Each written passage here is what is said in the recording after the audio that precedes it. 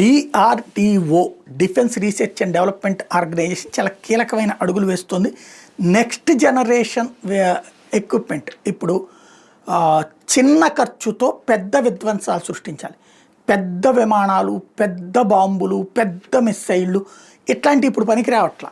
ఆధునిక వార్ఫేర్లో Russia Ukraine యుద్ధంలో కావచ్చు, ఇజ్రాయెల్ ఇరాన్ వార్లో కావచ్చు, లేదా Israel Hamas, Israel Hezbollah, Israel Syria, Israel Palestine, Israel Lebanon, Israel యెమెన్తో జరుగుతున్నటువంటి వాటిట్లో ప్రతి చోట కూడా కనబడుతున్నటువంటిది ఏంటంటే తక్కువ ఖర్చుతో పెను విధ్వంసం అన్నట్టు. ఈవెన్ ఆపరేషన్ సింధూర్ టైంలో భారతదేశం చేసింది కూడా తక్కువ ఖర్చుతో పెను విధ్వంసం.